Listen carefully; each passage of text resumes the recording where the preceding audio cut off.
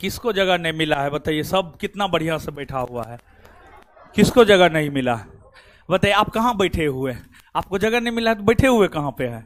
वह महाराज देखिए यहाँ पे लव लेटर एगो आया है,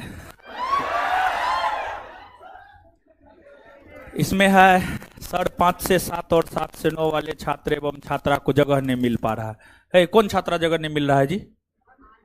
है किसको नहीं मिला है? यानी अपने मन से दिया कौन है? छात्र, छात्र है, छात्र है अमन सिंह, हाँ छात्र है। तो अपने मन से लड़कियों को शामिल कर लिया है इसमें। बताइए लड़की लोग कितना बढ़िया से बैठी हुई है। अभी इसमें जितना बैठी हुई है इसमें 20 गो लड़की और बैठ सकती है इसी सीट में आराम से। तो जगह कितना बढ़िया से बताइए आप लोग बैठे हुए हैं। अभी देखिए टूल लगाया जा सकता है, इसमें भी लोग बैठ सकता है, नहीं बैठ सकता है? तो बताइए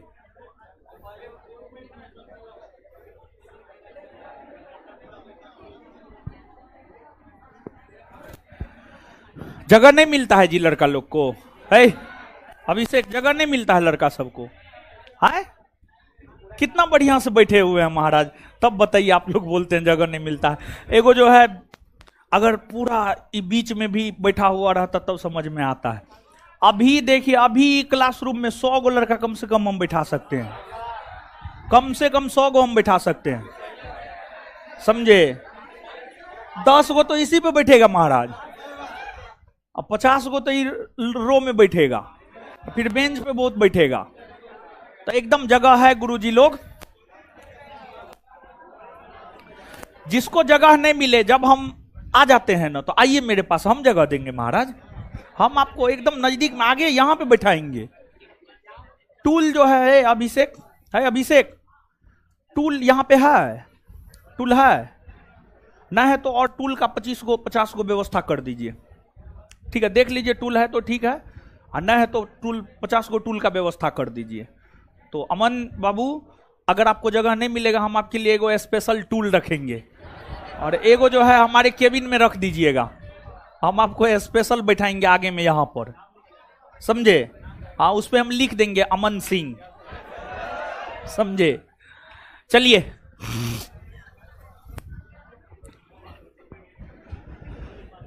तो हमको तो नहीं लगता है दिक्कत हो रहा है। अभी से दिक्कत हो रहा है क्या? नहीं हो रहा है? बताइए कितना बढ़िया से लोग बैठल है। कोई दिक्कत है जी आप लोग को? तब बताइए।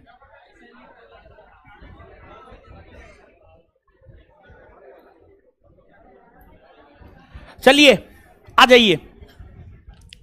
तो 7 से 9 वाले बैच के जो लोग हैं उनको हम बोले थे, पहला क्लास का वीडियो देखने के लिए देखे थे? आए आवाज नहीं आ रहा है, देखे थे? नोट डाउन किए थे कॉपी में? आए कर लिए थे ना?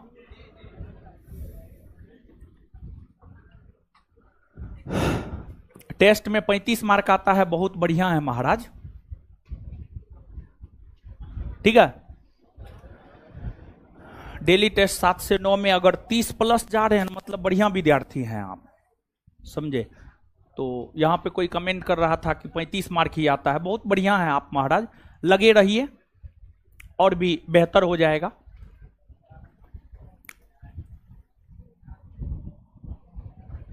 चलिए तो आधुनिक भारतीय इतिहास, और आधुनिक भारतीय इतिहास के अंतर्गत जो है भारत में यूरोपीय कंपनियों का आगमन पर रहे थे, और भारत में जो यूरोपीय कंपनियों का आगमन पर रहे थे उसमें पुर्तगाली ईस्ट इंडिया कंपनी के विषय में कल के सेशन में हम लोग पढ़े थे। पुर्तगाली ईस्ट इंडिया कंपनी के विषय में कल के सेशन में जो है हम लोग पढ़े थे। अब आज के सेशन में हम लोग पुर्तगाली ईस्ट इंडिया कंपनी से जो है आगे बढ़ेंगे। आज के सेशन में हम लोग पुर्तगाली ईस्ट इंडिया कंपनी से आगे बढ़ेंगे, लेकिन उससे पहले कल जो बात हम आपको पढ़ाए हैं 2 4 5 प्रश्न पूछते हैं, आप फटाफट जवाब दीजिए और फिर आगे बढ़ जाएंगे, ठीक है? तो बताइए गुरुजी लोग, पुर्तगाली ईस्ट इंडिया कंपनी को और किस नाम से जाना जाता है? Estado the India. पुर्तगाली कंपनी की स्थापना किस वस्तु के व्यापार पर एकाधिकार स्थापित करने को लेकर हुआ था? मसाला ना, मसाला ना। पुर्तगाली साम्राज्य का वास्तविक संस्थापक भारत में किसे माना जाता? अल्बू। भारत में कार्टेज व्यवस्था की शुरुआत किसने की? पुर्तगाली ने। इसके बाद पुर्तगालियों को हुगली से बाहर 1632 में कौन मुगल बादशाह ने किया? किसने किया? पुर्तगालियों ने अपनी पहली व्यापारिक कारखाना कहां खोली? केरल के कोचिन में ना। भारत आने वाला द्वितीय पुर्तगाली यात्री कौन था? अल्ब्रेज। ब्लू वाटर पॉलिसी की नीति किसने अपनाई? अल्मोड़ा। अल्मोड़ा ना। पुर्तगाली साम्राज्य का राजा राम मोहन राय, राजा राम मोहन राय का पूर्वगामी किसे कहा जाता? अल्बू। क्लियर है ना सब बात? याद है ना? चलिए अब देखिएगा, एक बात आप जानिए कि देखिए, सामान्य तौर पर जब हम किसी वंश को पढ़ते हैं तो उसमें जो महान शासक होता है, महान शासकों के विषय में विशेष तौर पर हम लोग पढ़ते हैं। तो पुर्तगाली वायसरायों में अगर देखा जाए तो महान पुर्तगाली वायसराय अल्बुकर्क हुए। अल्बुकर्क के विषय में हम लोगों ने पढ़ा। अल्बुकर्क के बाद एक महान पुर्तगाली वायसराय हुआ था, उसका नाम था नीनो दी कुन्हा। नीनो दी कुन्हा। नीनो दी कुन्हा 1529 से 1538 ईस्वी तक। नीनो दी कुन्हा 1529 से 1538 ईस्वी तक पुर्तगाली वायसराय के पद पर रहा था। और नीनो दी कुन्हा का योगदान यह था कि नीनो दी कुन्हा ने पुर्तगाली साम्राज्य की राजधानी कोचीन से हटाकर गोवा को बनाया। पुर्तगाली साम्राज्य की राजधानी शुरू में, स्टार्टिंग में कोचीन हुआ करता था। कोचीन केरल में है और पुर्तगाली तो सबसे पहले केरल ही आया था। केरल में सबसे पहले अपना व्यापारिक कारखाना खोला और फिर बाद में जाकर के पुर्तगाली गोवा गया। तो पुर्तगालियों की राजधानी पहले केरल का कोचीन ही हुआ करता था, लेकिन बाद में जाकर नीनो दी कुन्हा ने अपनी राजधानी को कोचीन के जगह गोवा को बनाया। और इसके अलावे नीनो दी कुन्हा का योगदान यह है कि नीनो दी कुन्हा के समकालीन गुजरात का शासक था बहादुर शाह। नीनो दी कुन्हा का समकालीन गुजरात का शासक था बहादुर शाह। बहादुर शाह से नीनो दी कुन्हा ने मुलाकात किया और उस मुलाकात के दौरान ही धोखे से नीनो दी कुन्हा ने बहादुर शाह की हत्या कर दिया। और बहादुर शाह की हत्या करके नीनो दी कुन्हा ने दमन और द्वीप, विशेष तौर पर दीव का क्षेत्र, सालसेट का क्षेत्र, यह सब क्षेत्र जो है आपको नीनो दी कुन्हा ने ब्रिटिश साम्राज्य में जीत कर मिलाने का काम किया। तो पुर्तगाली साम्राज्य में मिलाने का काम किया, यानी नीनो दी कुन्हा ने एक प्रकार से पुर्तगाली साम्राज्य का विस्तार किया। नीनो दी कुन्हा ने एक प्रकार से पुर्तगाली साम्राज्य का जो है आपको विस्तार किया। इसी वजह से जो है उनके विषय में भी थोड़ा बहुत याद रखना, थोड़ी बहुत बातें याद रखना आपके लिए आवश्यक है। तो अब जो है आप जो पुर्तगाली ईस्ट इंडिया कंपनी में जहां तक लिखे हुए थे वहां से आगे आप थोड़ा लिखिएगा। तो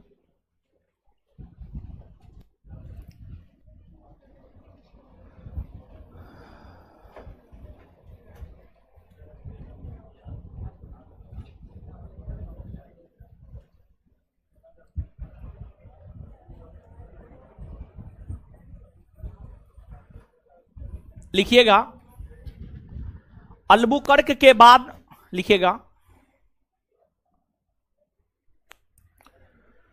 अल्बुकर्क के बाद, अल्बुकर्क के बाद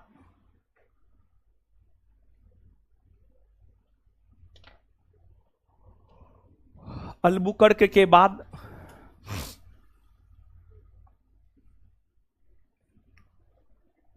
पुर्तगाली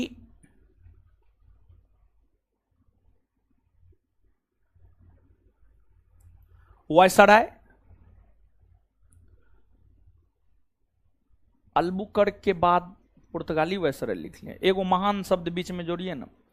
अल्बुकर्क के बाद एक महान पुर्तगाली वायसराय नीनो दी कुन्हा हुआ। अल्बुकर्क के बाद, अल्बुकर्क के बाद, अल्बुकर्क के बाद एक महान पुर्तगाली वायसराय, अल्बुकर्क के बाद एक महान पुर्तगाली वायसराय, अल्बुकर्क के बाद एक महान पुर्तगाली वायसराय नीनो दी कुन्हा हुआ।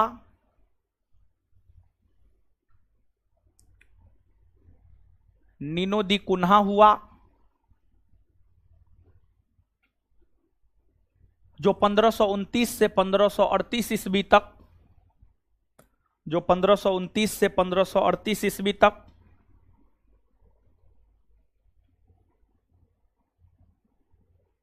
वायसराय के पद पर रहे।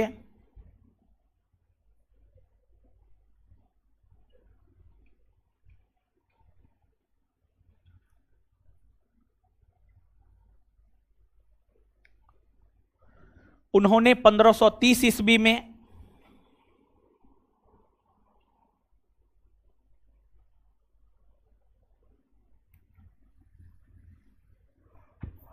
उन्होंने 1530 ईस्वी में उन्होंने 1530 ईस्वी में 1530 ईस्वी में उन्होंने 1530 ईस्वी में कोचीन के जगह, कोचीन के जगह, कोचीन के जगह गोवा को, कोचीन के जगह गोवा को, गोवा को पुर्तगाली,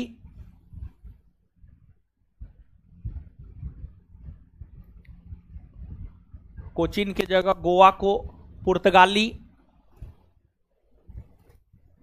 साम्राज्य का राजधानी बनाया।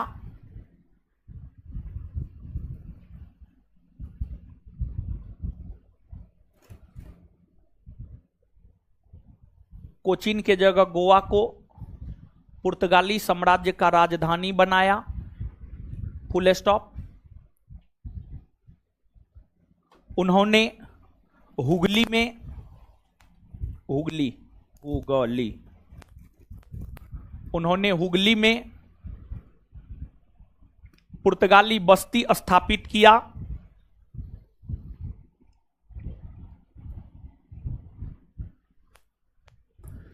उन्होंने हुगली में पुर्तगाली बस्ती स्थापित किया,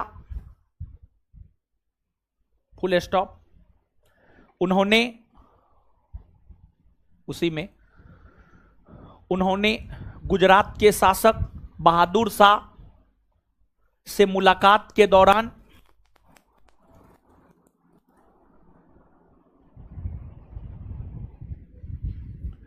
उन्होंने गुजरात के शासक बहादुर शाह से मुलाकात के दौरान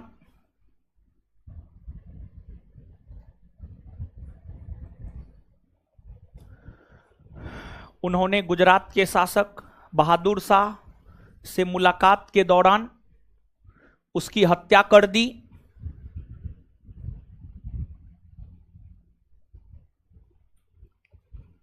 उसकी हत्या कर दी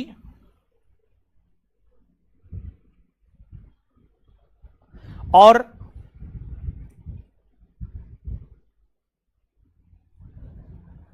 दीब और बसीन,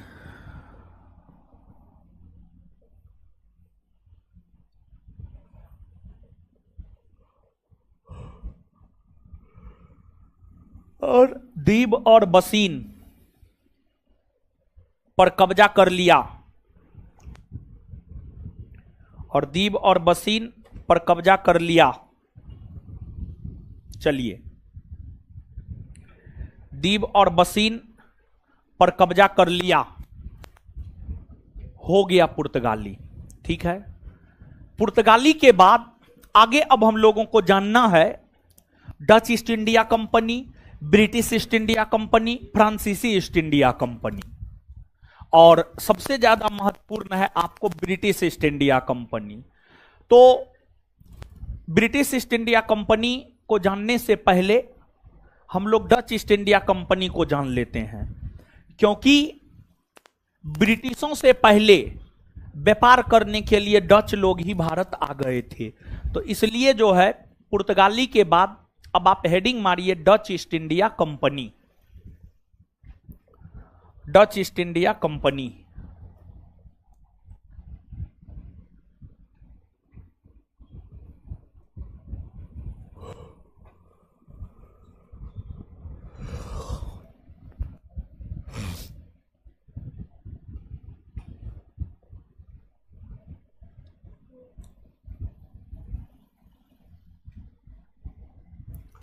डच ईस्ट इंडिया कंपनी।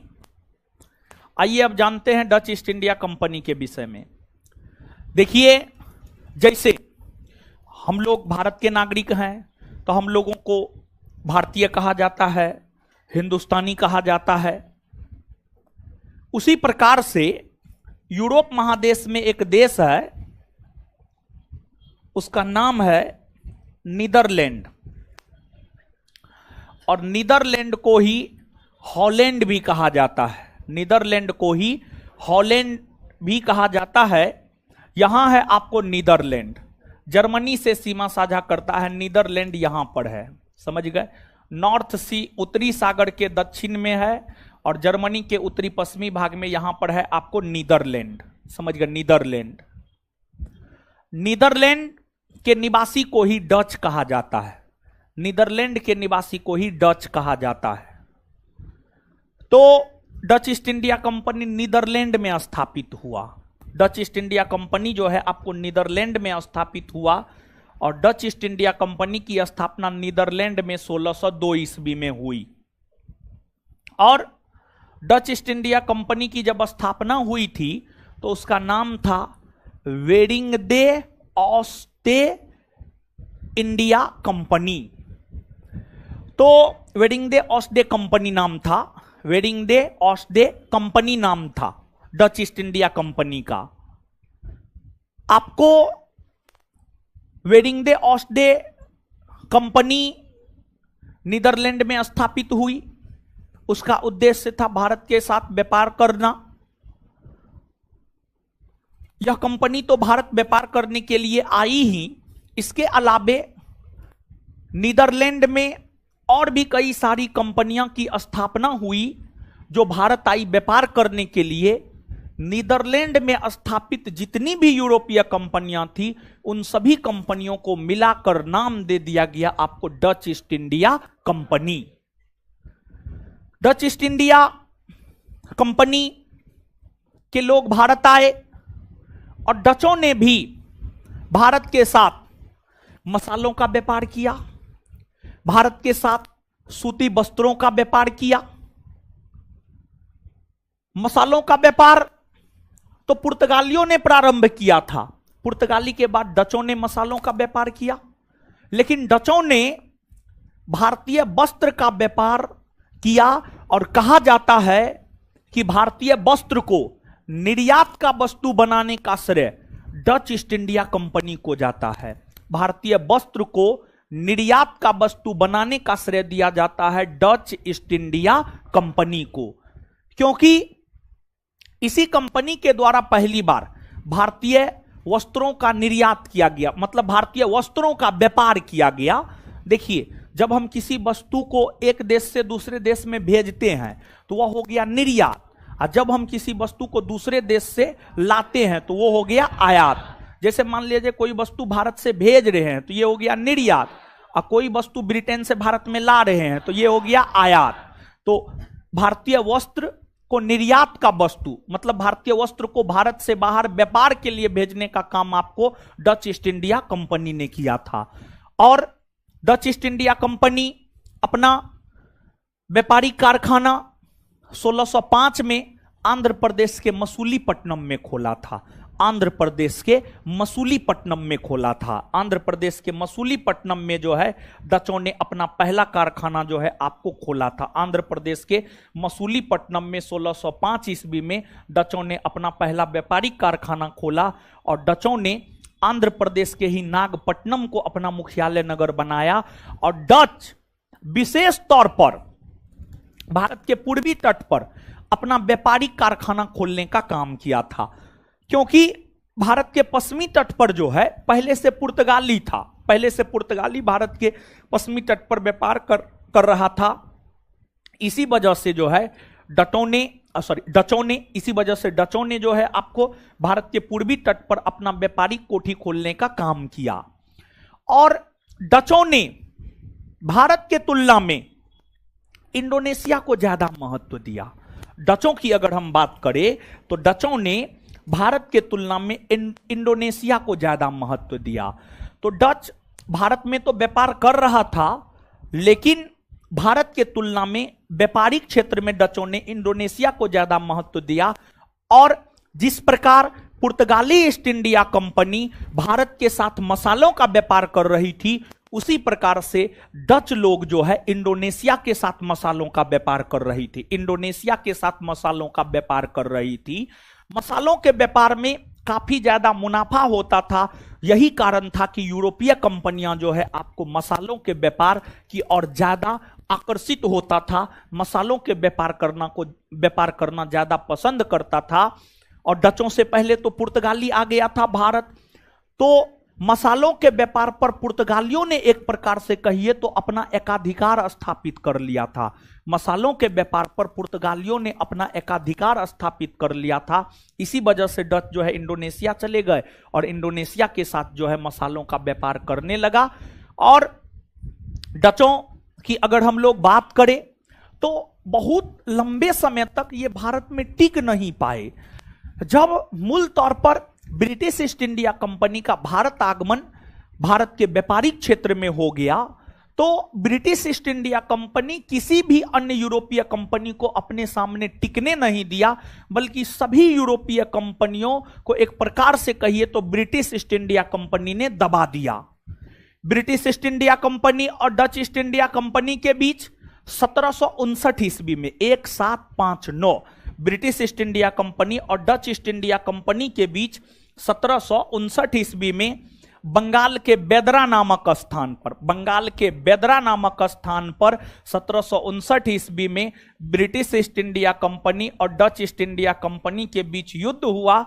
और इस युद्ध में डचों की हार हुई, ब्रिटिशों की जीत हुई। और इसी युद्ध से भारत में डच ईस्ट इंडिया कंपनी का पतन हुआ माना जाता है। इसी युद्ध से, बेदरा के युद्ध में ब्रिटिश ईस्ट इंडिया कंपनी ने डचों को पराजित करके भारत से डचों को बाहर करने का जो है आपको काम किया। समझ गए? तो ये चीज है, इसको याद रखना है। एक बात और आप जानिए, जैसे आप सब लोग जानते हैं कि भारत आने वाला प्रथम पुर्तगाली यात्री था आपको वास्को डी गामा। उसी प्रकार से भारत आने वाला जो प्रथम डच यात्री था, भारत आने वाला प्रथम डच यात्री था कार्नेलियन हाउटमैन। कार्नेलियन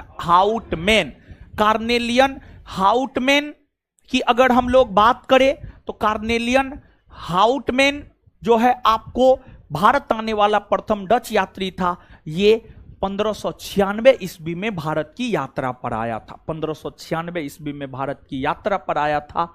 ये बात भी जो है आप याद रखिएगा, नीचे से लिखिएगा।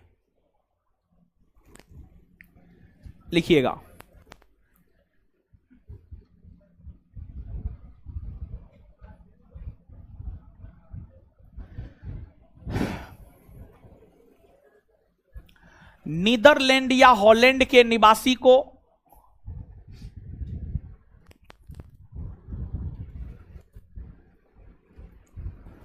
नीदरलैंड या हॉलैंड के निवासी को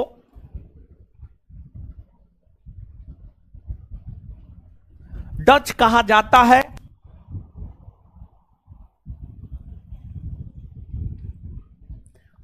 उसी लाइन में कंटिन्यू। नीदरलैंड या हॉलैंड के निवासी को डच कहा जाता है? उसी लाइन में कंटिन्यू। भारत आने वाला प्रथम डच यात्री?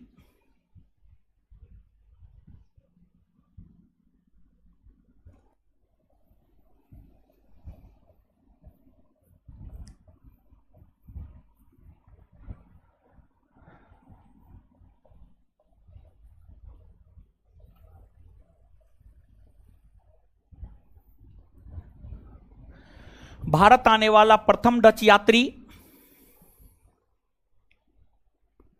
भारत आने वाला प्रथम डच यात्री कार्नेलियन हाउटमैन। भारत आने वाला प्रथम डच यात्री कार्नेलियन हाउटमैन। भारत आने वाला प्रथम डच यात्री कार्नेलियन हाउटमैन। कार्नेलियन हाउटमैन था, जिन्होंने 1596 ईस्वी में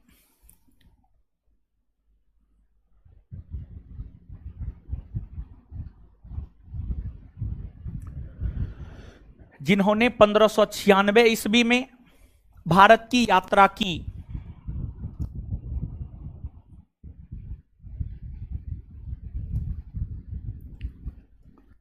जिन्होंने 1596 ईस्वी में भारत की यात्रा की। जिन्होंने 1596 ईस्वी में भारत की यात्रा की। नीचे से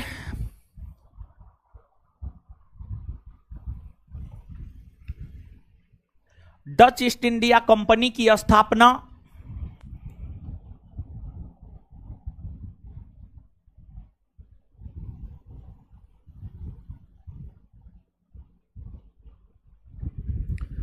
डच ईस्ट इंडिया कंपनी की स्थापना 1602 ईस्वी में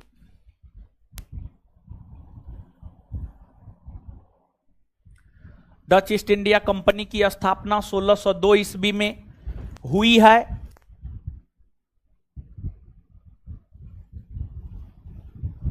1602 ईस्वी में हुई है।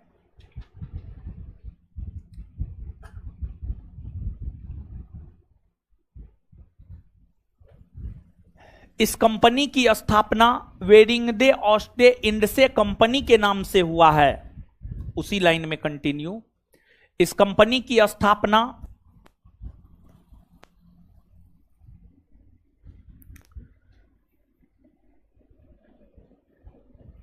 वेरिंगडे ऑस्टे इंडसे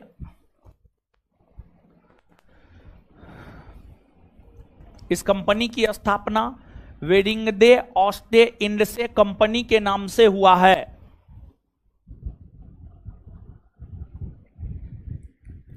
वेरिंगडे ऑस्टे इंडसे कंपनी के नाम से हुआ है।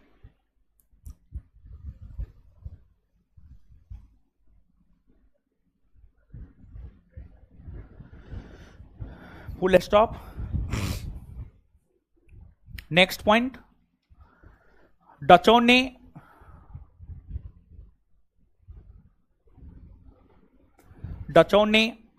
अपना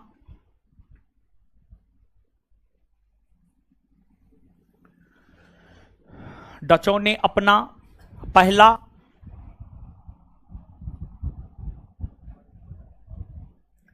व्यापारिक कारखाना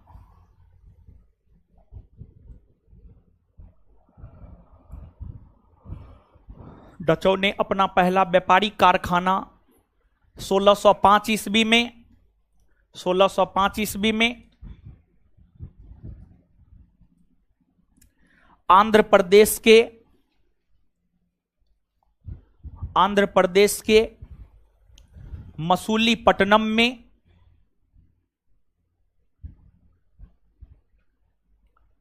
आंध्र प्रदेश के मसूलीपट्टनम में खोला।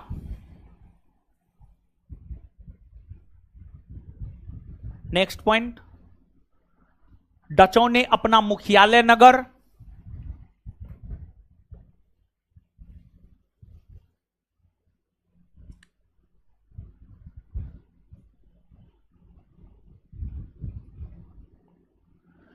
डचों ने अपना मुख्यालय नगर नागपट्टनम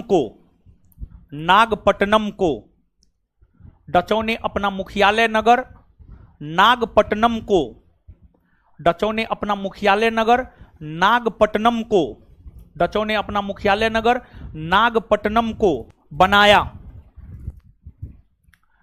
डचों ने अपना मुख्यालय नगर नागपट्टनम को बनाया। डचों ने अपना मुख्यालय नगर नागपट्टनम को बनाया। डचों ने अपना मुख्यालय नगर नागपट्टनम को बनाया। नेक्स्ट पॉइंट,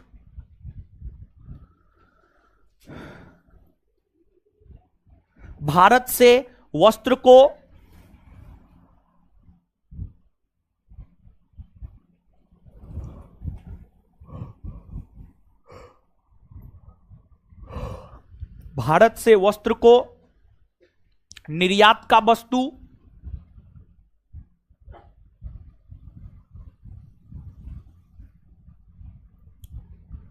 भारत से वस्त्र को निर्यात का वस्तु बनाने का श्रेय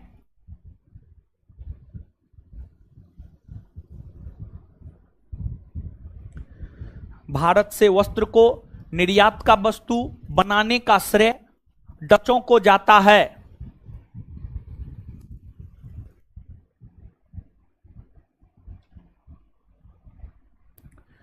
नेक्स्ट पॉइंट, डचों ने विशेष तौर पर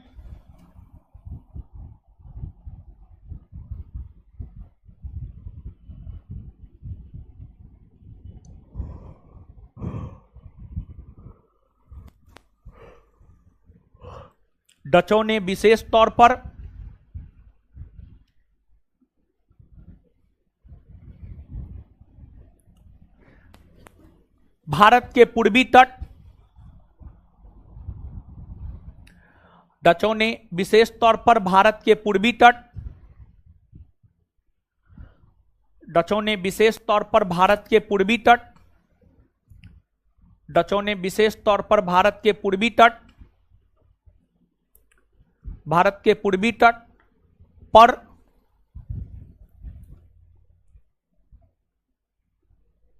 भारत के पूर्वी तट पर अपना व्यापारिक कारखाना खोला।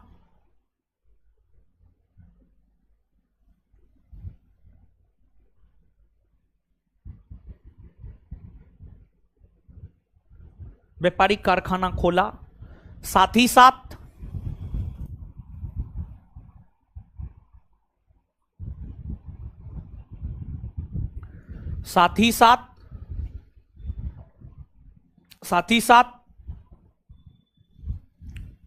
डचों ने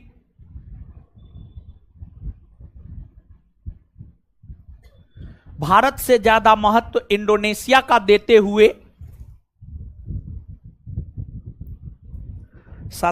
डचों ने भारत से ज्यादा महत्व इंडोनेशिया का देते हुए डचों ने भारत से ज्यादा महत्व इंडोनेशिया का देते हुए डचों ने भारत से ज्यादा महत्व इंडोनेशिया का देते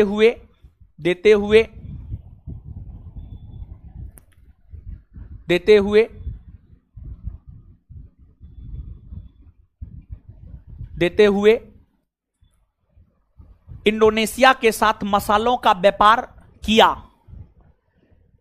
इंडोनेशिया के साथ मसालों का व्यापार किया। इंडोनेशिया के साथ मसालों का व्यापार किया। इंडोनेशिया के साथ मसालों का व्यापार किया। नेक्स्ट पॉइंट, डचों का पतन भारत में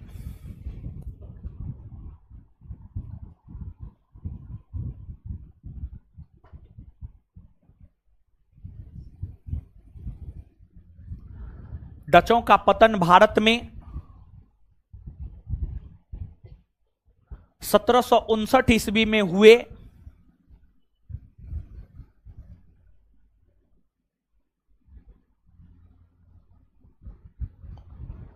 डचों का पतन भारत में 1759 ईस्वी में हुए।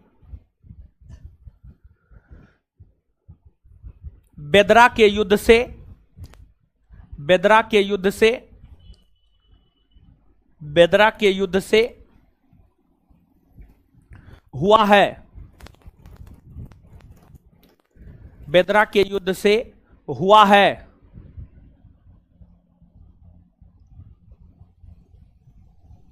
हुआ है। यह युद्ध, यह युद्ध, यह युद्ध डच ईस्ट इंडिया कंपनी और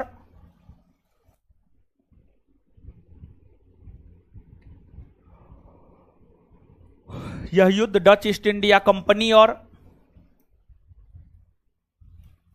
ब्रिटिश ईस्ट इंडिया कंपनी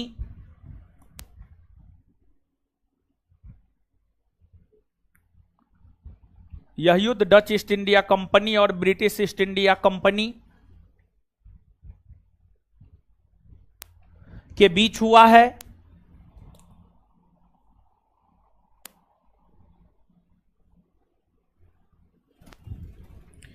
इस युद्ध में डचों की हार हुई है। इस युद्ध में डचों की हार हुई है। इस युद्ध में डचों की हार हुई है। इस युद्ध में डचों की हार हुई है।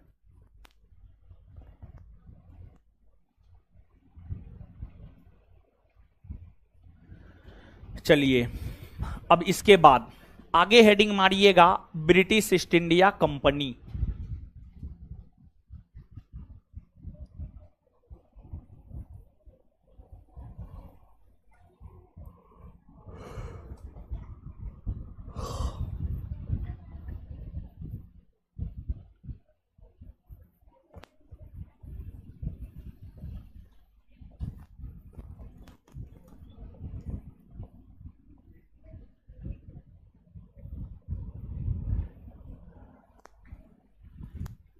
British East India company, British East India company. देखिए समझिएगा आप, ब्रिटिश ईस्ट इंडिया कंपनी की अगर हम लोग बात करें तो इस कंपनी की स्थापना मर्चेंट एडवेंचर नाम से जाने जाने वाले ब्रिटेन के कुछ व्यापारियों ने किया। देखिए ब्रिटेन के व्यापारियों का एक समूह था जिसे कहा जाता था मर्चेंट एडवेंचर। ब्रिटेन के कुछ व्यापारियों का, ब्रिटेन के सैकड़ों से अधिक व्यापारियों का एक समूह था जिसे कहा जाता था मर्चेंट एडवेंचर। उन लोगों के द्वारा ही ब्रिटिश ईस्ट इंडिया कंपनी की स्थापना की गई है। कुछ स्रोत यह लिखता है कि ब्रिटिश ईस्ट इंडिया कंपनी की स्थापना 1599 ईस्वी में हुई है। वहीं कुछ स्रोत यह लिखता है कि ब्रिटिश ईस्ट इंडिया कंपनी की स्थापना 1600 ईस्वी में हुई है। तो ब्रिटिश ईस्ट इंडिया कंपनी की स्थापना सामान्य तौर पर जो आज तक परीक्षा में पूछे गए प्रश्न है, उन प्रश्नों और बोर्ड के द्वारा दिए गए उत्तरों को आधार बनाते हुए अगर देखा जाए तो हम लोगों को यह मान करके चलना होगा कि ब्रिटिश ईस्ट इंडिया कंपनी की स्थापना 1600 ईस्वी में हुई है। तो 1600 ईस्वी में मर्चेंट एडवेंचर नाम से जाना जाने वाले कुछ व्यापारियों ने इस कंपनी की स्थापना की।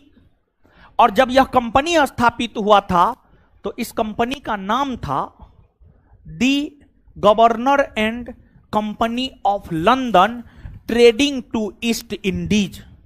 दी governor and company of London, the governor and company of London trading to East Indies, यह नाम है ब्रिटिश ईस्ट इंडिया कंपनी का। ब्रिटिश ईस्ट इंडिया कंपनी इसी नाम से स्थापित हुआ था।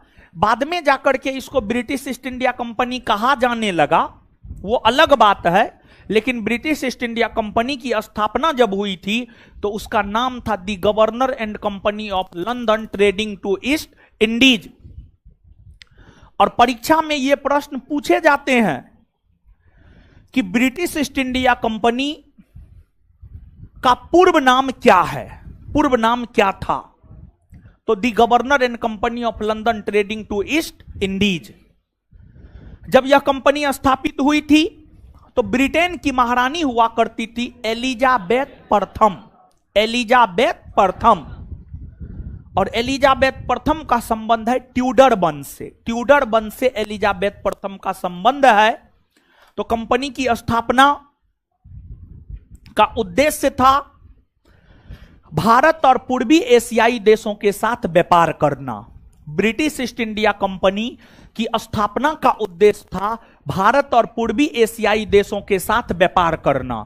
ब्रिटिश ईस्ट इंडिया कंपनी की स्थापना का उद्देश्य था भारत और पूर्वी एशियाई देशों के साथ व्यापार करना। तो महारानी एलिजाबेथ प्रथम ने ब्रिटिश ईस्ट इंडिया कंपनी को भारत और पूर्वी एशियाई देशों के साथ व्यापार करने का एकाधिकार प्रदान की, और महारानी एलिजाबेथ प्रथम ब्रिटिश ईस्ट इंडिया कंपनी को सिर्फ 15 वर्षों के लिए व्यापार करने का एकाधिकार प्रदान की। महारानी एलिजाबेथ प्रथम ब्रिटिश ईस्ट इंडिया कंपनी को मात्र 15 वर्षों के लिए भारत और पूर्वी एशियाई देशों के साथ व्यापार करने हेतु एकाधिकार प्रदान करने का काम की। लेकिन बाद में जाकर जब ब्रिटेन के सम्राट, ब्रिटेन के राजा बने जेम्स प्रथम, तो जेम्स प्रथम ने ब्रिटिश ईस्ट इंडिया कंपनी को अनिश्चित काल के लिए भारत और पूर्वी एशियाई देशों के साथ व्यापार करने का एकाधिकार प्रदान किया। देखिए, कंपनी की जब स्थापना हुई तो उस समय भारत में मुगलों का शासन था, और उस समय मुगल बादशाह था अकबर। आप अकबर के शासनकाल को याद कीजिए, हम आपको अकबर पढ़ाए हुए हैं। आप अकबर के शासनकाल को याद करेंगे तो अकबर का शासनकाल है 1556 से 1605। 1556 से 1605, तो 1556 से 1605 के बीच में ही ईस्वी आता है 1600 ईस्वी, और 1600 ईस्वी में ब्रिटिश ईस्ट इंडिया कंपनी की स्थापना हुई थी। और 1600 ईस्वी में जो ब्रिटिश ईस्ट इंडिया कंपनी की स्थापना हुई थी, उस समय भारत में मुगलों का शासन था और बादशाह थे अकबर।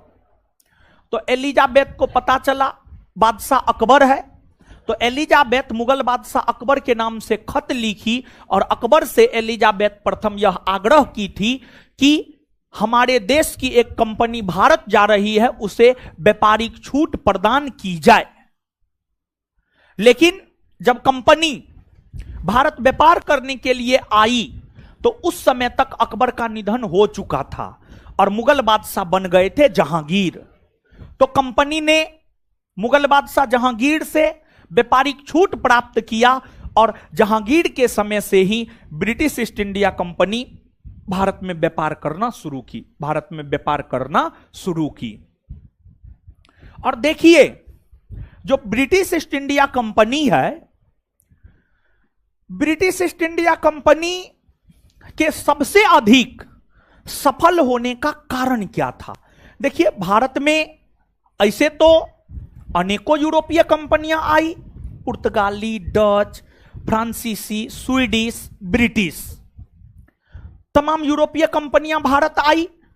लेकिन सभी यूरोपीय कंपनियों में भारत में जो सबसे सफलतम यूरोपीय कंपनी थी वह थी आपको British East India company.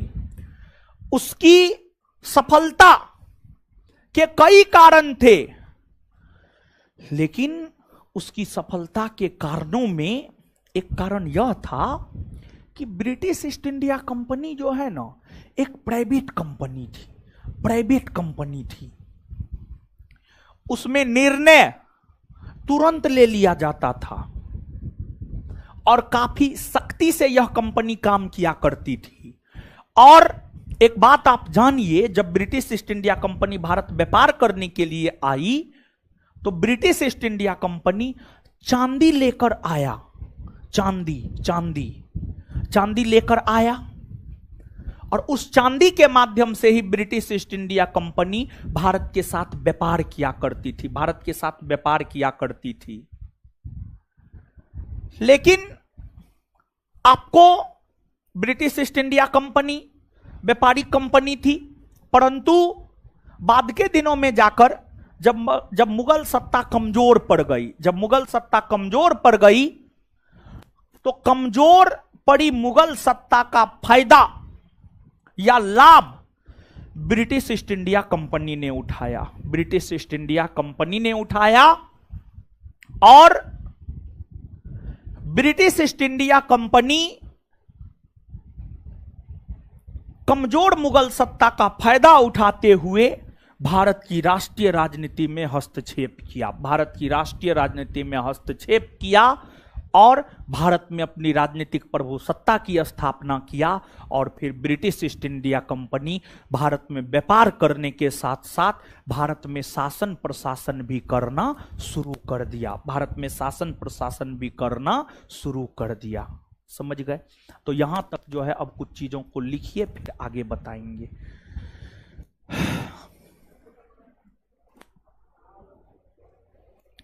British East India company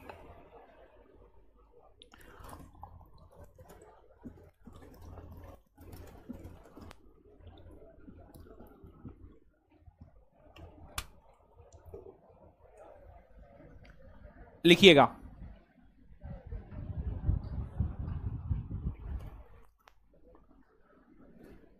संभवतः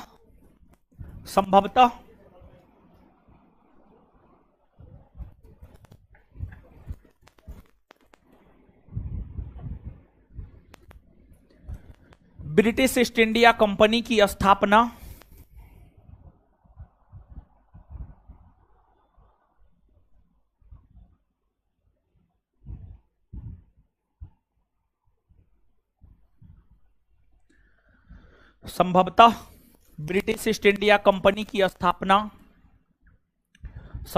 ब्रिटिश ईस्ट इंडिया कंपनी की स्थापना ब्रिटिश ईस्ट इंडिया कंपनी की स्थापना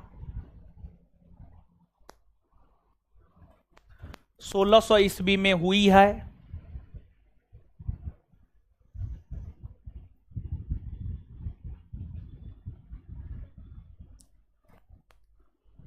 जब यह कंपनी स्थापित हुआ था तो इसका नाम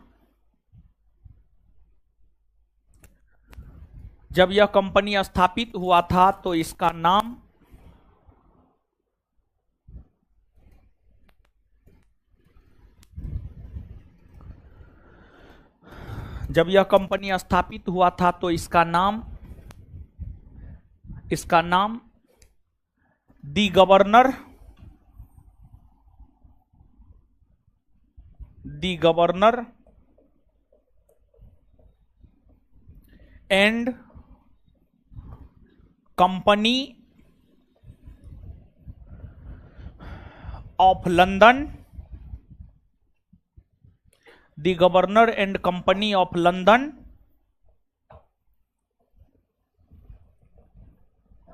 ट्रेडिंग टू ईस्ट इंडीज।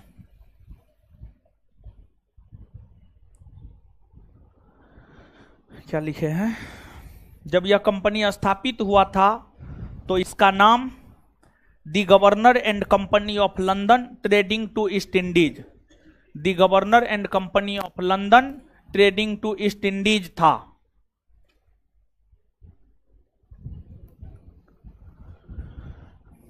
यह एक प्राइवेट कंपनी थी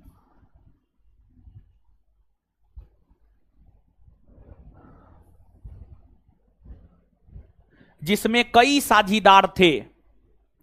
यह एक प्राइवेट कंपनी थी जिसमें कई साझीदार थे। यह एक प्राइवेट कंपनी थी जिसमें कई साझीदार थे। यह एक प्राइवेट कंपनी थी जिसमें कई साझीदार थे।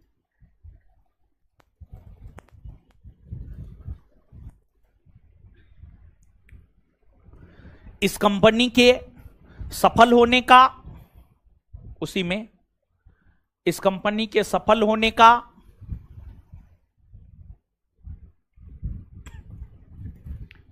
एक मूल कारण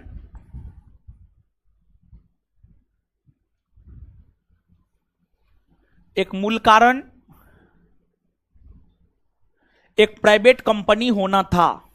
एक मूल कारण एक प्राइवेट कंपनी होना था। एक प्राइवेट कंपनी होना था। एक प्राइवेट कंपनी होना था। एक प्राइवेट कंपनी होना था। Full stop. नेक्स्ट पॉइंट, इस कंपनी की स्थापना के समय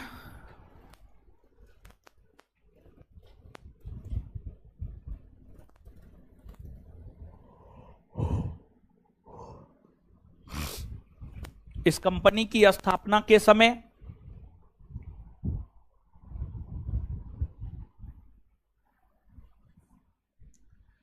इस कंपनी की स्थापना के समय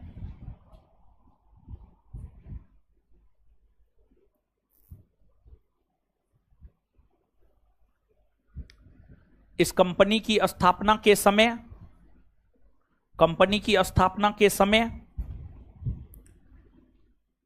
ब्रिटेन की महारानी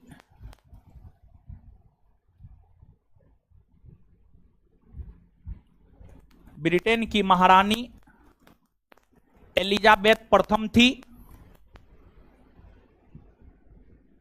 ब्रिटेन की महारानी एलिजाबेथ प्रथम थी। एलिजाबेथ प्रथम थी।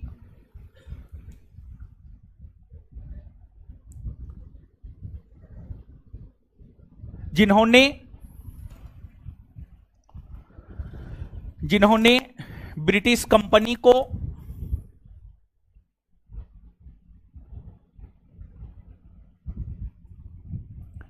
जिन्होंने ब्रिटिश कंपनी को 15 वर्षों के लिए जिन्होंने ब्रिटिश कंपनी को 15 वर्षों के लिए जिन्होंने ब्रिटिश कंपनी को 15 वर्षों के लिए व्यापार करने का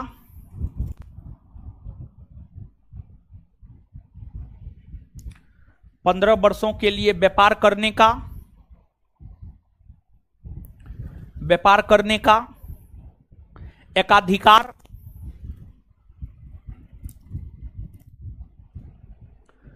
प्रदान की। लेकिन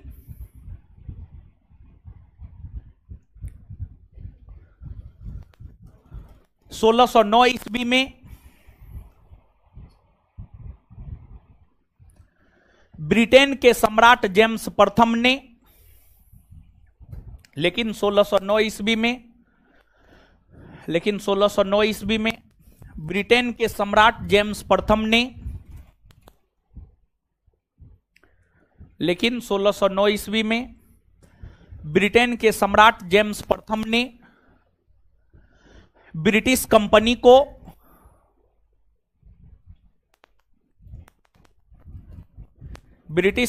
को भारत और पूर्वी एशियाई देशों के साथ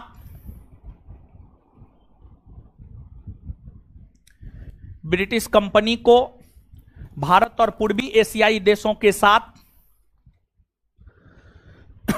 ब्रिटिश कंपनी को भारत और पूर्वी एशियाई देशों के साथ ब्रिटिश कंपनी को भारत और पूर्वी एशियाई देशों के साथ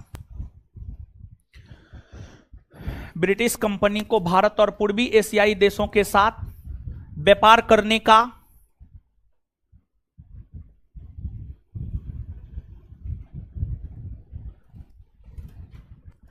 एकाधिकार प्रदान किया। व्यापार करने का एकाधिकार प्रदान किया।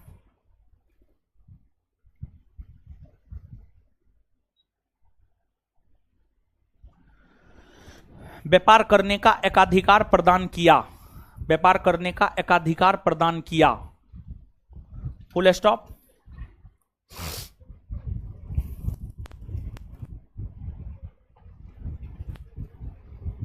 चलिए, नेक्स्ट पॉइंट, महारानी एलिजाबेथ प्रथम का संबंध ट्यूडर वंश से है।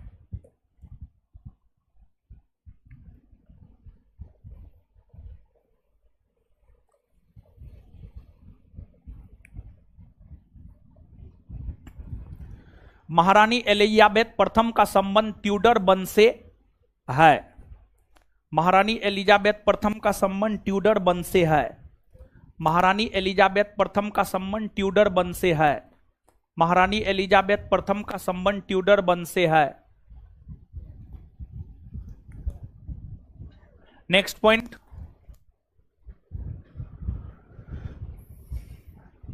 ब्रिटिश कंपनी की स्थापना के समय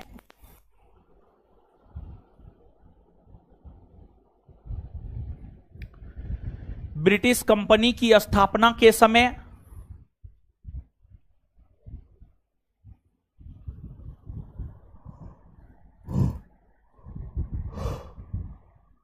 ब्रिटिश कंपनी की स्थापना के समय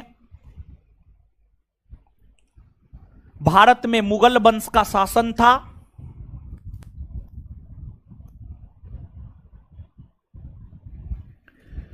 ब्रिटिश कंपनी की स्थापना के समय भारत में मुगल वंश का शासन था।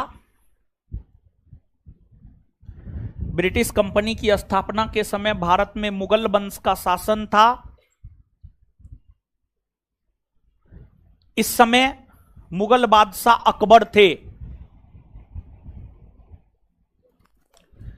इस समय मुगल बादशाह अकबर थे।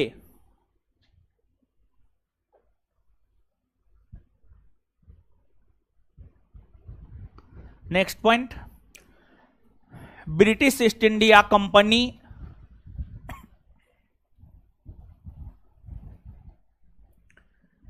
Next point, British East India company Bharat में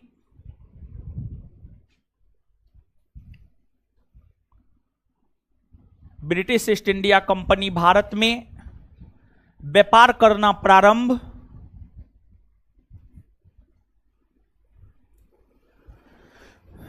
British East India company Bharat में व्यापार करना प्रारंभ British East India company Bharat में व्यापार करना प्रारंभ मुगल बादशाह जहांगीर के समय से किया है। मुगल बादशाह जहांगीर के समय से किया है।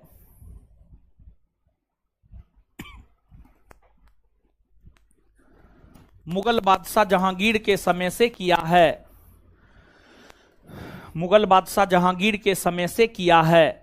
मुगल बादशाह जहांगीर के समय से किया है।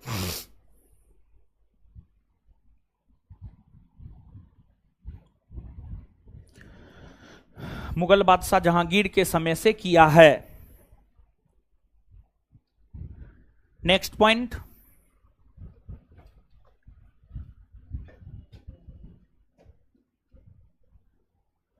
अब आगे सुनिए, समझिए थोड़ा सा, ठीक है। देखिए, British East India company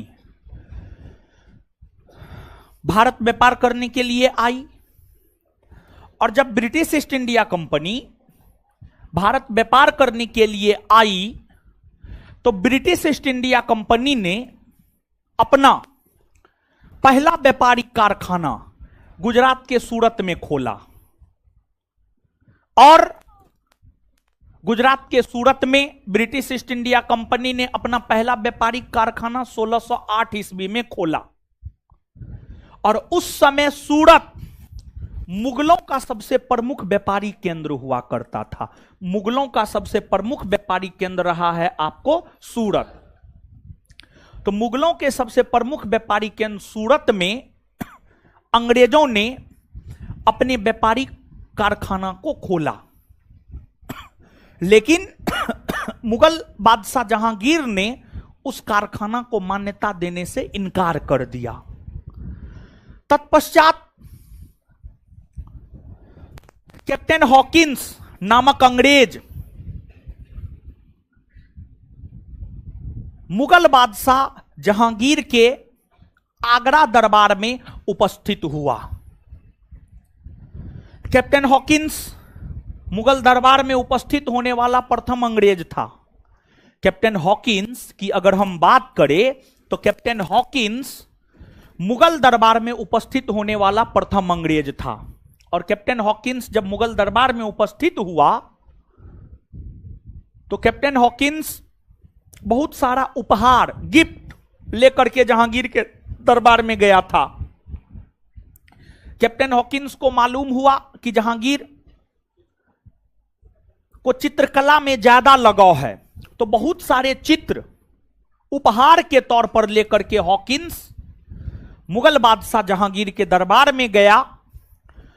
Jahangir से व्यापारिक छूट मांगा और हॉकिंस ने अंग्रेजी के जगह मुगलों की राजकीय भाषा फारसी भाषा में जहांगीर के साथ बात किया। कैप्टन हॉकिंस मुगल बादशाह जहांगीर से फारसी भाषा में बात किया। इस बात से जहांगीर काफी प्रसन्न भी हुए, लेकिन उसके बावजूद व्यापारिक छूट लेने में कैप्टन हॉकिंस असफल रह गया। कैप्टन हॉकिंस को जहांगीर व्यापारिक छूट नहीं दिया। कैप्टन हॉकिंस को जहांगीर व्यापारिक छूट नहीं दिया। कैप्टन हॉकिंस से प्रसन्न होकर के जहांगीर ने उसे 400 का मनसब दिया और एक उपाधि इंग्लिश खान की उपाधि प्रदान की। एक उपाधि इंग्लिश खान की उपाधि प्रदान की और जहांगीर ने 400 का मनसब दिया। 400 का मनसब दिया मतलब एक प्रकार से जहांगीर ने हॉकिंस को अपना सरकारी नौकर बना लिया। समझ गए, सरकारी नौकर बना लिया। तो जहांगीर से व्यापारिक छूट लेने में हॉकिंस असफल हो गए। तत्पश्चात जहांगीर के अजमेर दरबार में 1615 ईस्वी में सर थॉमस रो नामक अंग्रेज पहुंचा और सर थॉमस रो नामक अंग्रेज 1615 से लेकर के 1618-19 ईस्वी तक जहांगीर के दरबार में रहे और सर थॉमस रो जहांगीर से व्यापारिक छूट लेने में सफल हो गया। सर थॉमस रो जहांगीर से व्यापारिक छूट लेने में सफल हो गया। और आप इस बात को जानिए, अंग्रेजों को सबसे बड़ा व्यापारिक छूट जिस मुगल बादशाह ने दिया है उस मुगल बादशाह का नाम है फर्रुखसियर। उस मुगल बादशाह का नाम है फर्रुखसियर। फर्रुखसियर के दरबार में जॉन सुरमन के नेतृत्व में एक ब्रिटिश शिष्टमंडल व्यापारिक छूट लेने के लिए गया और फर्रुखसियर ने ब्रिटिश ईस्ट इंडिया कंपनी को 1717 ईस्वी में व्यापक अर्थात बृहद अर्थात बड़े स्तर पर व्यापारिक छूट प्रदान किया, जिसे अंग्रेजों के लिए मैग्ना कार्टा माना जाता है। जिसे अंग्रेजों के लिए मैग्ना कार्टा माना जाता है। जिसे अंग्रेजों के लिए मैग्ना कार्टा माना जाता है। समझ गए? तो अब यहां तक चीजों को पहले लिखिए, फिर आगे बढ़ेंगे। लिखिएगा,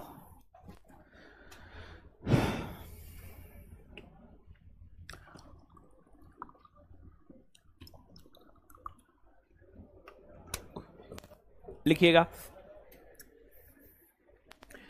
अंग्रेजों ने,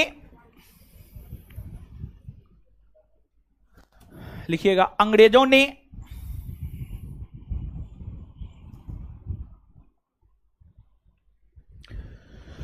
अपना पहला व्यापारिक कारखाना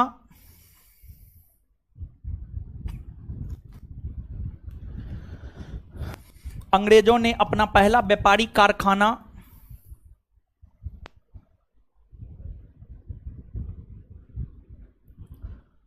अंग्रेजों ने अपना पहला व्यापारिक कारखाना 1608 ईस्वी में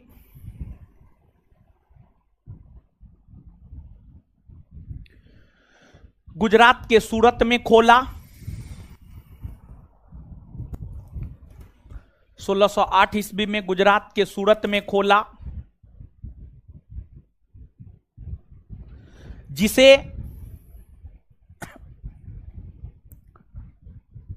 मुगल बादशाह ने मान्यता नहीं दिया।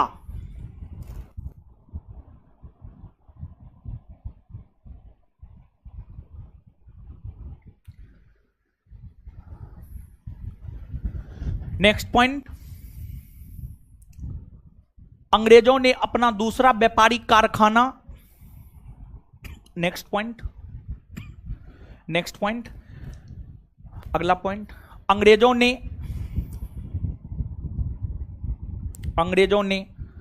अपना दूसरा व्यापारिक कारखाना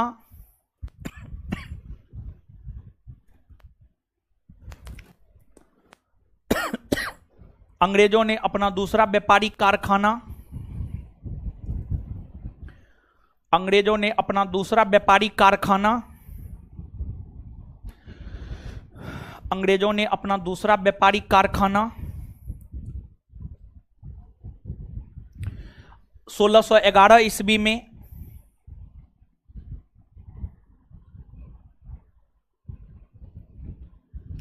1611 ईस्वी में आंध्र प्रदेश के मसूलीपट्टनम में खोला। 1611 ईस्वी में आंध्र प्रदेश के मसूलीपट्टनम में खोला। 1611 ईस्वी में आंध्र प्रदेश के मसूलीपट्टनम में खोला। 1611 ईस्वी में आंध्र प्रदेश के मसूलीपट्टनम में खोला, जिसे कर्नाटक की सरकार ने शीघ्र ही मान्यता दे दिया। जिसे कर्नाटक की सरकार ने शीघ्र ही मान्यता दे दिया। जिसे कर्नाटक की सरकार ने शीघ्र ही मान्यता दे दिया। जिसे कर्नाटक की सरकार ने शीघ्र ही मान्यता दे दिया।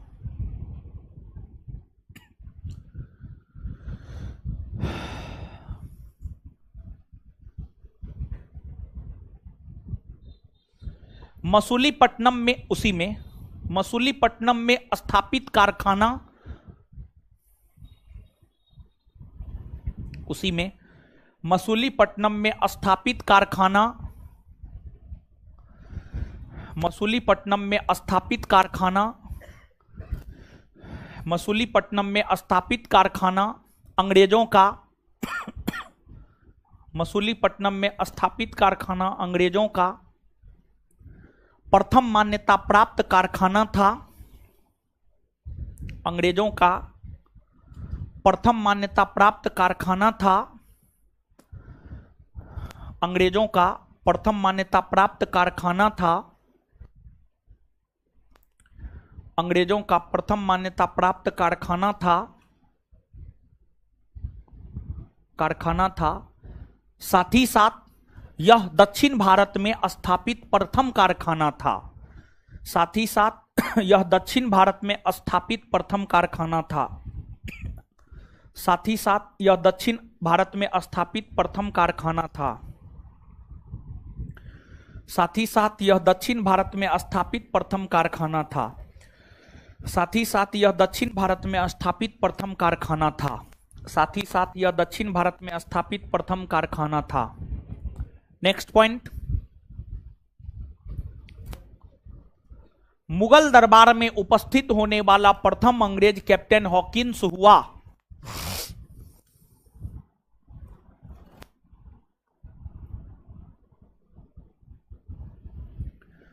मुगल दरबार में उपस्थित होने वाला प्रथम अंग्रेज कैप्टन हॉकिंस हुआ। मुगल दरबार में उपस्थित होने वाला प्रथम अंग्रेज कैप्टन हॉकिंस हुआ।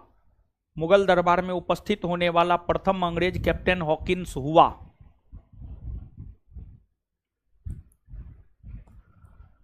Next point, captain Hawkins Jahangir के आगरा दरबार में next point, captain Hawkins Jahangir के आगरा दरबार में कैप्टन हॉकिंस जहांगीर के आगरा दरबार में 1609 ईस्वी में कैप्टन हॉकिंस जहांगीर के आगरा दरबार में 1609 ईस्वी में कैप्टन हॉकिंस जहांगीर के आगरा दरबार में 1609 ईस्वी में कैप्टन हॉकिंस जहांगीर के आगरा दरबार में 1609 ईस्वी में कैप्टन हॉकिंस जहांगीर के आगरा दरबार में 1609 ईस्वी में 1609 ईस्वी में उपस्थित हुआ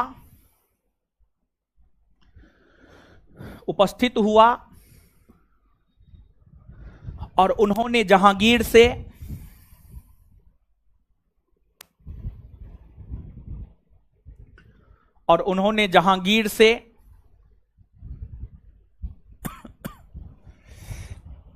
फारसी भाषा में बात किया।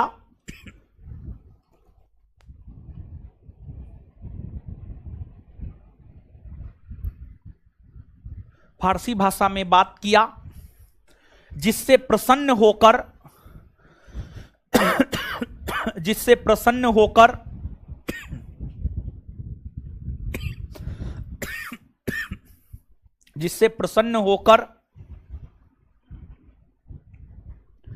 जिससे प्रसन्न होकर कैप्टन हॉकिंस, जिससे प्रसन्न होकर जहांगीर,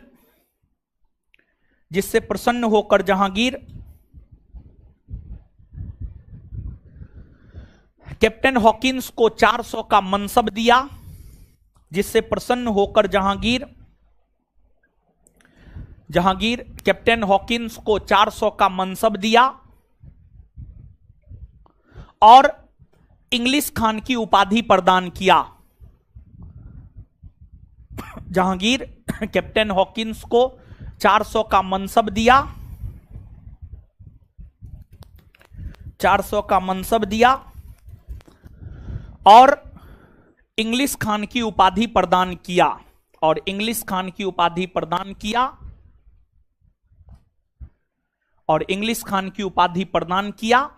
लेकिन ध्यान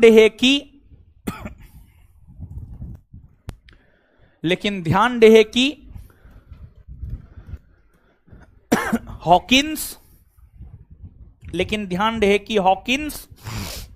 हॉकिंस जहांगीर से व्यापारिक छूट लेने में सफल नहीं हो पाए।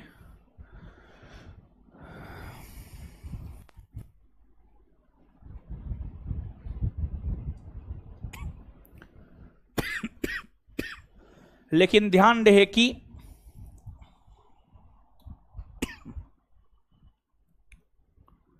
हॉकिंस जहांगीर से व्यापारिक छूट नहीं ले पाए। Full stop. अगला पॉइंट, ब्रिटेन के सम्राट जेम्स प्रथम का राजदूत बनकर ब्रिटेन के सम्राट जेम्स प्रथम का राजदूत बनकर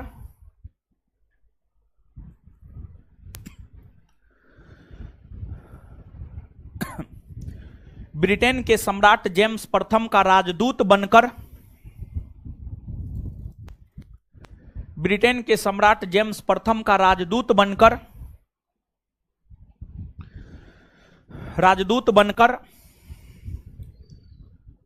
1615 ईस्वी में सर टॉमस रो 1615 ईस्वी में सर टॉमस रो 1615 ईस्वी में सर टॉमस रो 1615 ईस्वी में सर टॉमस रो 1615 ईस्वी में सर टॉमस रो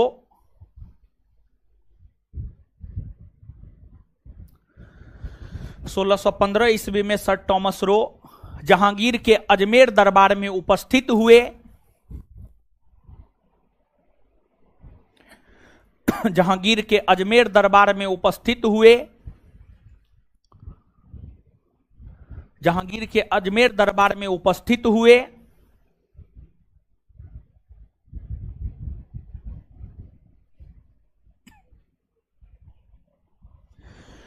उपस्थित हुए और वे जहांगीर से व्यापारिक छूट लेने में सफल रहे।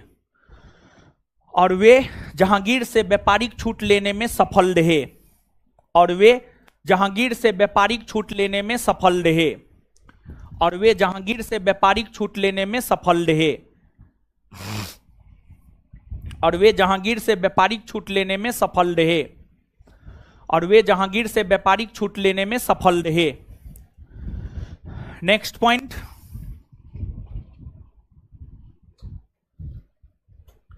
नेक्स्ट पॉइंट,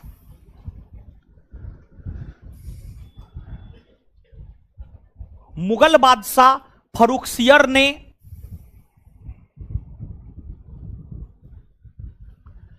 मुगल बादशाह फर्रुखसियर ने 1717 ईस्वी में मुगल बादशाह फर्रुखसियर ने 1717 ईस्वी में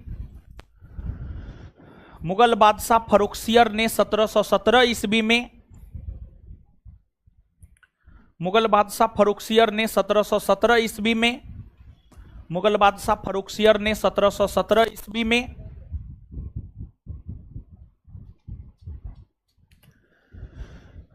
ब्रिटिशों को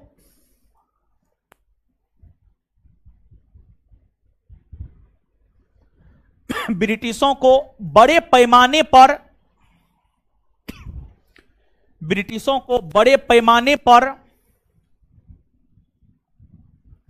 छूट प्रदान किया।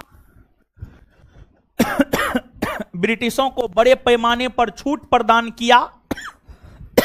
ब्रिटिशों को बड़े पैमाने पर छूट प्रदान किया। ब्रिटिशों को बड़े पैमाने पर छूट प्रदान किया। ब्रिटिशों को बड़े पैमाने पर छूट प्रदान किया, जिसे अंग्रेजों के लिए मैग्ना कार्टा अर्थात महाधिकार पत्र माना जाता है। जिसे अंग्रेजों के लिए मैग्ना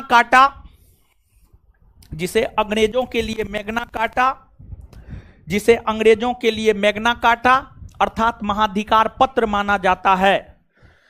जिसे अंग्रेजों के लिए मैग्ना कार्टा अर्थात महाधिकार पत्र माना जाता है। जिसे अंग्रेजों के लिए मैग्ना कार्टा अर्थात महाधिकार पत्र माना जाता है। जिसे अंग्रेजों के लिए मैग्ना कार्टा अर्थात महाधिकार पत्र माना जाता है। जिसे अंग्रेजों के लिए मैग्ना कार्टा अर्थात महाधिकार पत्र माना जाता है।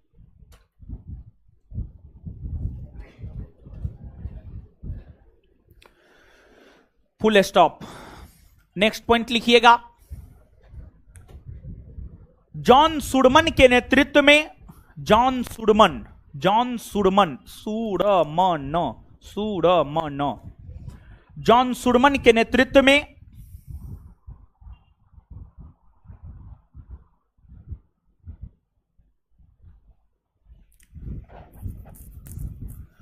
जॉन सुडमन के नेतृत्व में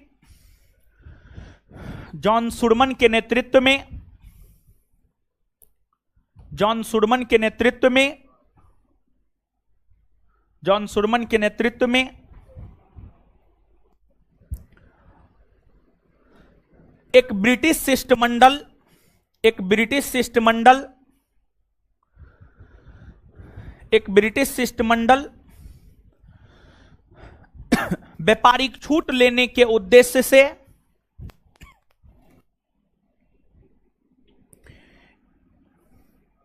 एक ब्रिटिश शिष्टमंडल व्यापारिक छूट लेने के उद्देश्य से एक ब्रिटिश शिष्टमंडल व्यापारिक छूट लेने के उद्देश्य से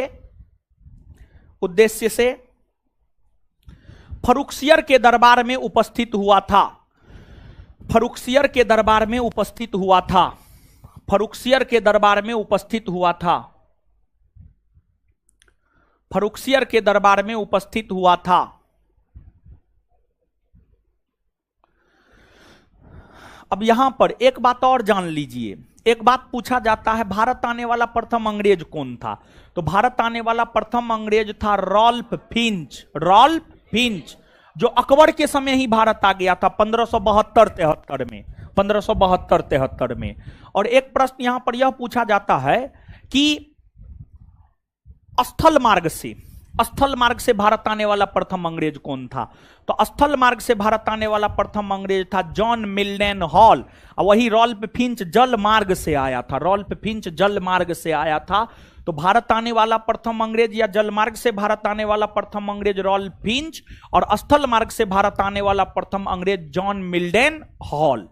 लगे हाथ एक बात और आप जानिए कि देखिए, ब्रिटिश ईस्ट इंडिया कंपनी को वर्ष 1600 ईस्वी में एलिजाबेथ प्रथम ने भारत तथा पूर्वी एशियाई देशों के साथ व्यापार करने का एकाधिकार प्रदान की। लेकिन आप इस बात को जानिए कि ब्रिटिश ईस्ट इंडिया कंपनी से पहले एक अन्य कंपनी को भारत के साथ व्यापार करने का अधिकार प्रदान किया गया था। वह कंपनी था लिवेंट कंपनी। और लिवेंट कंपनी को 1592-93 ईस्वी में, लिवेंट कंपनी को 1592-93 ईस्वी में भारत के साथ व्यापार करने का अधिकार प्रदान किया गया। लेकिन लिवेंट कंपनी को स्थल मार्ग से व्यापार करने को लेकर अधिकार दिया गया था। लिवेंट कंपनी को स्थल मार्ग से व्यापार करने को लेकर अधिकार दिया गया था। वही ब्रिटिश ईस्ट इंडिया कंपनी को जल मार्ग से व्यापार करने के लिए अधिकार प्रदान किया गया था। तो लगे हाथ ये 3, 4, 5 पॉइंट है, नीचे से लिखिएगा।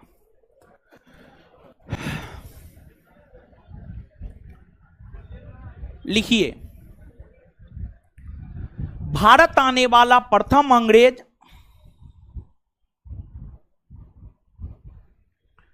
भारत आने वाला प्रथम अंग्रेज रॉल्फ फिंच था। रॉल्फ फिंच था। भारत आने वाला प्रथम अंग्रेज रॉल्फ फिंच था।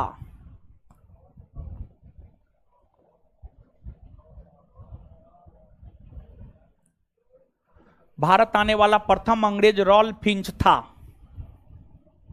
Next point,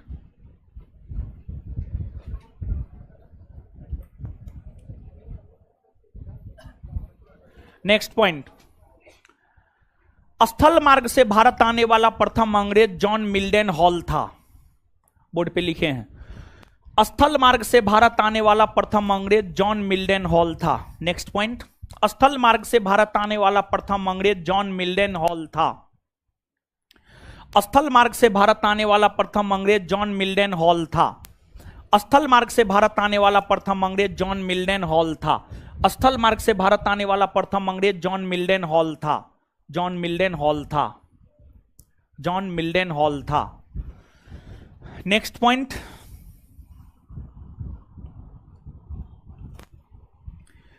British East India company से पहले, ब्रिटिश ईस्ट इंडिया कंपनी से पहले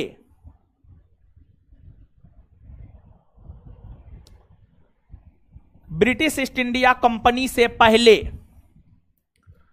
1592-93 ईस्वी में लिबेंट कंपनी को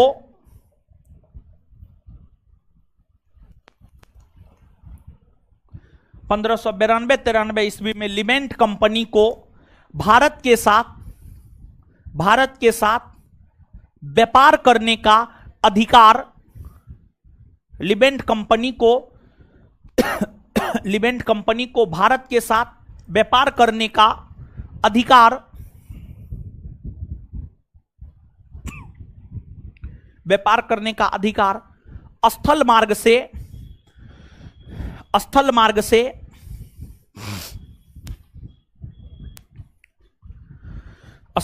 से प्रदान किया गया।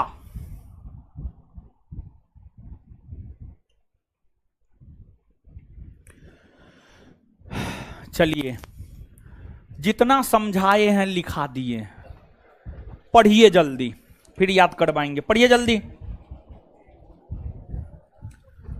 जितना आज समझाए हैं लिखाए हैं पढ़िए उसको।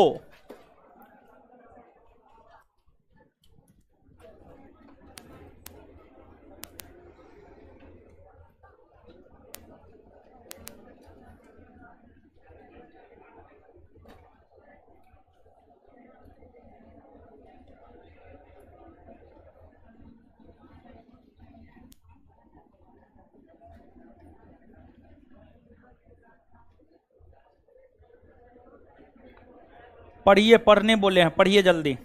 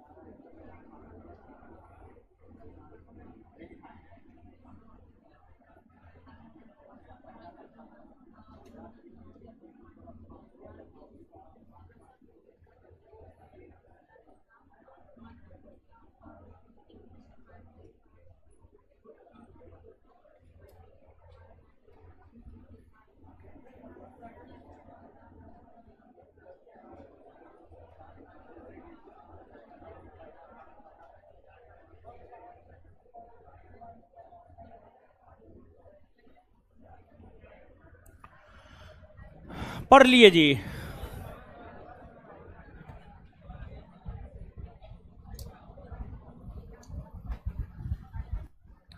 पढ़ लिए हैं, दीजिए तो कॉपी है, ये याद करते हैं। मुंह ऊपर कीजिए अपना अपना। आइए, किस पुर्तगाली वायसराय ने कोचीन के जगह गोवा को राजधानी बनाया? है नीनो दी। किस पुर्तगाली वायसराय ने पुर्तगालियों की राजधानी कोचीन के जगह गोवा को बनाया? किसने बनाया? बसीन द्वीप को पुर्तगाली साम्राज्य में कौन मिलाया? नीनो दी बसीन और द्वीप को पुर्तगाली साम्राज्य में कौन मिलाया? नीनो दी कुन्हा ने गुजरात के किस शासक की मुलाकात के दौरान हत्या कर दी? बहादुर। नीनो दी कुन्हा ने किस गुजरात के शासक की मुलाकात के दौरान हत्या कर दी?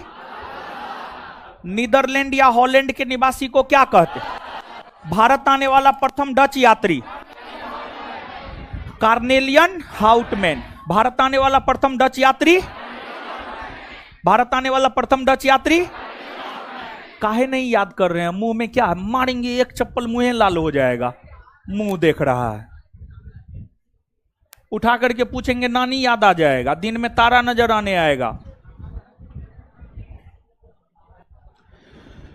भारत आने वाला प्रथम डच यात्री कार्नेलियन हाउटमैन भारत कब आया?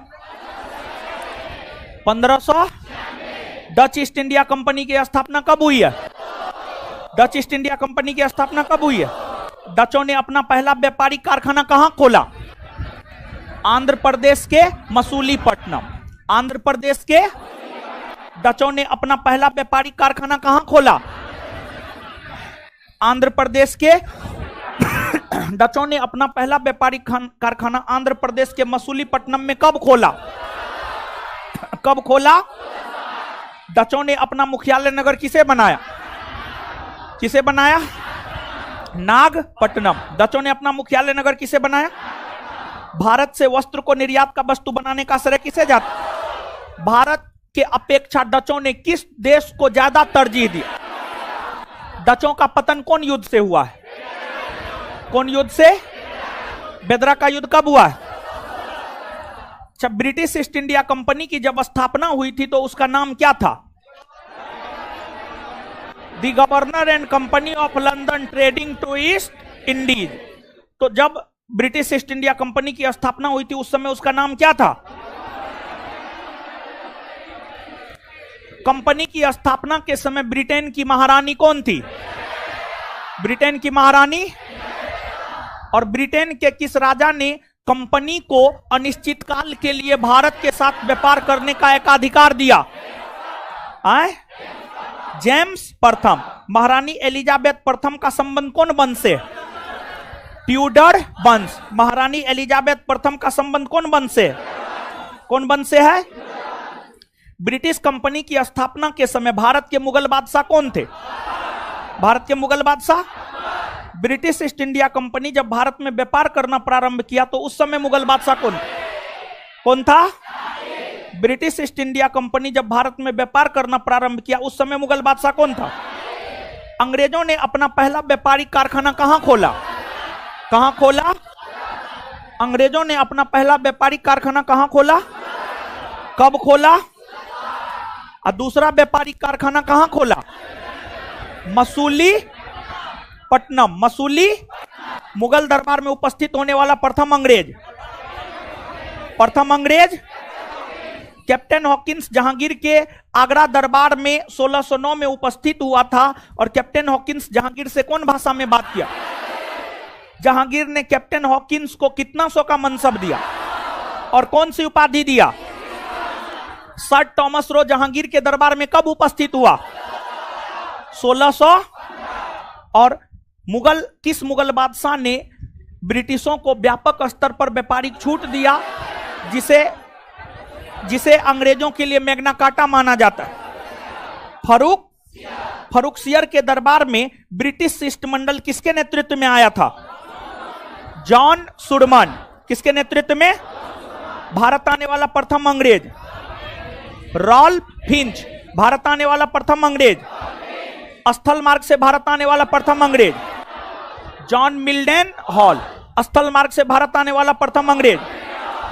अच्छा, ब्रिटिश ईस्ट इंडिया कंपनी से पहले कौन ब्रिटिश कंपनी को भारत के साथ व्यापार करने का अधिकार दिया गया था? किसको दिया गया था? चलिए, आज के लिए इतना ही। इससे आगे मिलेंगे अगले क्लास में। हमको निकलने दीजिए, तब आप लोग निकलिएगा। धन्यवाद सभी लोगों का।